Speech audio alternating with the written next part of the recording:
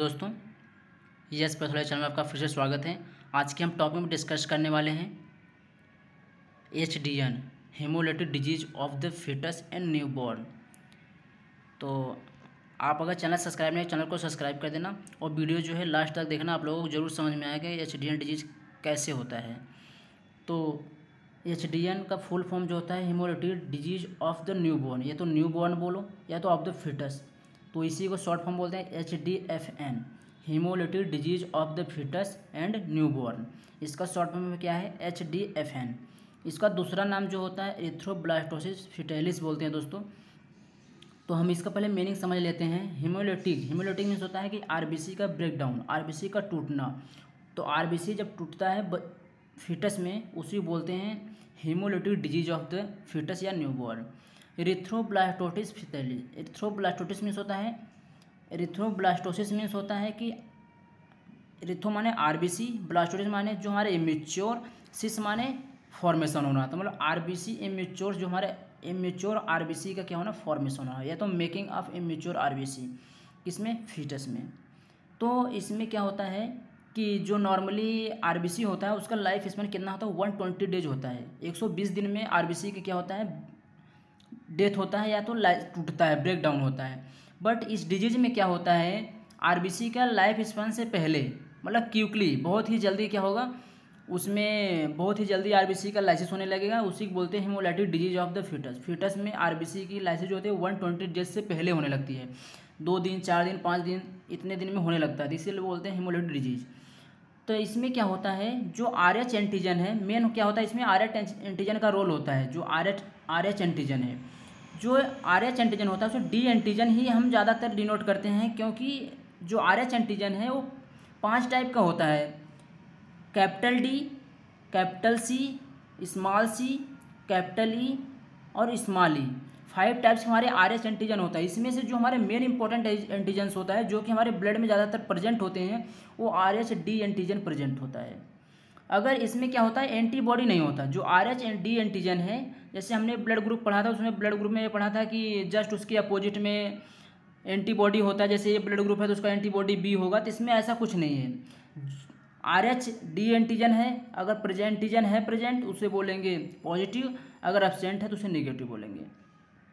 तो RH incapability के base पे ये हमारे क्या हो, जैसे हम पढ़ेंगे कि RH कैपेबिलिटी क्या होता है। इसमें क्या होता है कि मदर का ब्लड जो टाइप्स है वो RH नेगेटिव होता है, कोई सा भी ब्लड ग्रुप हो, लेकिन इसमें क्या हो, RH जो फैक्टर उसका रोल है दोस्तों।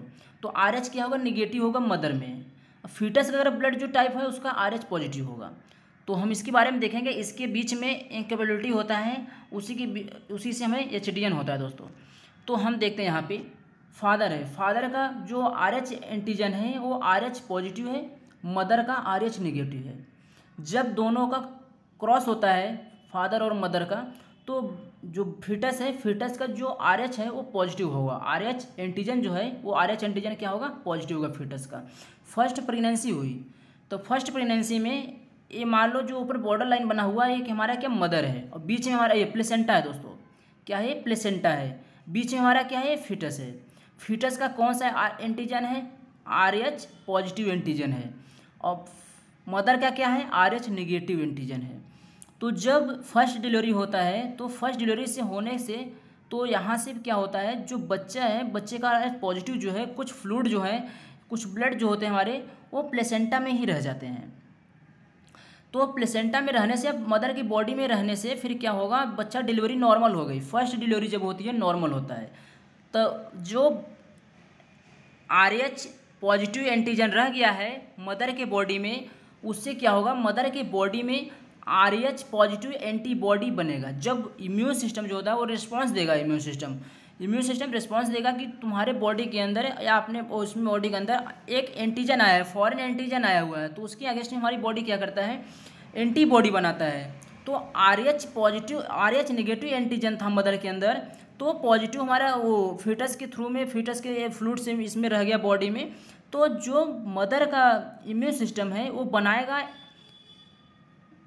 RH पॉजिटिव एंटीबॉडी बनाएगा। वो RH एंटीजन रह गया था पॉजिटिव बच्चे का, तो उसके अगेंस्ट में क्या बनेगा, RH पॉजिटिव एंटीबॉडी बनेगा।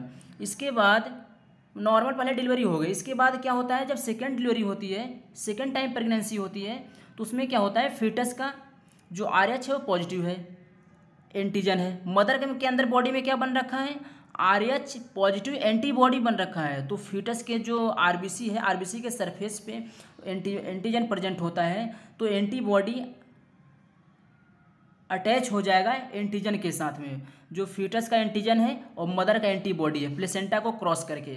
प्लेसेंटा में जो क्रॉस करता है, प्लेसेंटा क्या IgG एंटीबॉडी जो हमारा है, प्लेसेंटा को क्रॉस करके फीटस के अंदर जाएगा। फीटस के अंदर जा करके एंटीबॉडी उसके एंटीजन्स के साथ बाइंड करके RBC को क्या करेगा, ब्रेक डाउन करेगा। जब RBC ब्रेक डाउन होगा तो उससे क्या हो सकता है, एनीमिया हो सकता है, जॉइंटिस हो जाएगा। जब RBC ज़्यादा लाइसिस होने लगते हैं, ज़्यादा ब्रेक डाउन होने लगते हैं, तो जॉइंटिस भी, बिलिरुबिन भी बढ़ जाता है, जिससे जॉइंटिस हो जाता है, एनीमिया भी हो जाते हैं, जिससे बच्चे का क्या हो जाता है, सेकेंड डिलीवरी में डेथ हो जा सकता है दोस्तों।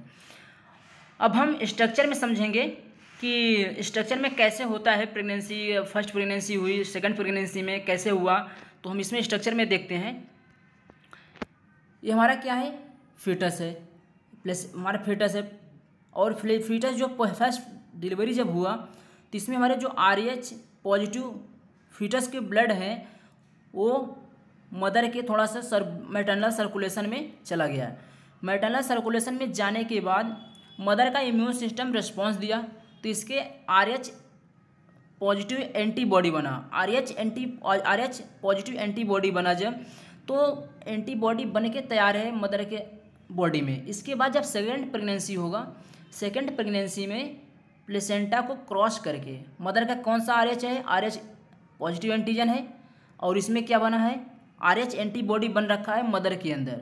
तो प्लेसेंटा को क्रॉस करके जो एंटीबॉडी होता है, प्लेसेंटा को क्रॉस करके फिटस में वो प्लेसेंटा को क्रॉस कर जाता है। तो इसमें क्या होगा, एंटीबॉडी जो है मदर का वो फीटस के अंदर आएगा, फीटस में प्लेसेंटा को क्रॉस करके प्लेसेंटा में आएगा, तो इसमें क्या होगा, फीटस का RBC क्या है, RBC के सरफेस पे एंटीजन प्रेजेंट है। कौन सा antigen present, RH antigen present है, और मदर के बॉडी के अंदर से क्या आया, RH एंटीबॉडी आया। अटैच करने के बाद जो फीटस का RBC है, फीटस के RBC को क्या करेगा, ब्रेक डाउन करेगा। जब ब्रेक डाउन करेगा तो उससे क्या होगा, बिलिरुबिन बढ़ेगा, जिससे जॉइंटिस होगा, और जो RBC ब्रेक डाउन होगा तो एनीमिया कंडीशन होगा दोस्तों। तो इससे क्या होगा, सेकंड जब डिलीवरी होती है या सेकंड जो डिलीवरी है, बच्चे क्या होगा, बच्चे की डेथ हो जाएगा RBC को ब्रेक डाउन होने के कारण, और जो फीटस है उसकी डेथ हो जाएगा। अगर इसको प्रिवेंशन करने के लिए दोस्तों, इसको प्रिवेंशन करने के लिए एक तरह के इंजेक्शन और वैक्सीन होता है, उसको क्या होता है डिलीवरी के टाइम में, तो उसे वैक्सीन लगवा लेना चाहिए मदर को, क्योंकि जो इसका नाम है रोगम एक वैक्सीन है, इंजेक्शन है, जो इम्यून ग्लोबुलिन ह्यूमन्स में हमारे होते हैं।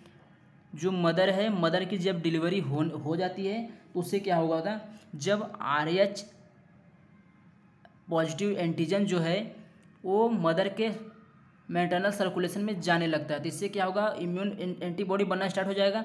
तो जैसे ही डिलीवरी हो वैसे ही रोगम जो वैक्सीन है उसे लगवा लेना चाहिए। इससे क्या होगा, इसका काम ये होता है कि जो RH एंटीबॉडी मदर के अंदर बनना स्टार्ट हो गया, इम्यून सिस्टम रिस्पांस दिया तो उसने बनाना स्टार्ट कर दिया, उसे क्या करेगा, रोक देगा, जो बना हुआ भी है एंटीबॉडी उसे डिस्ट्रॉय कर देगा। इसलिए क्या होगा, RH नेगेटिव एंटीजन ही रहेगा मदर के बॉडी में। तो आई होप दोस्तों आप लोगों को समझ में आएगा, नहीं समझ में आएगा तो कमेंट बॉक्स में कमेंट करके पूछना, पूरा जानकारी दी जाएगी।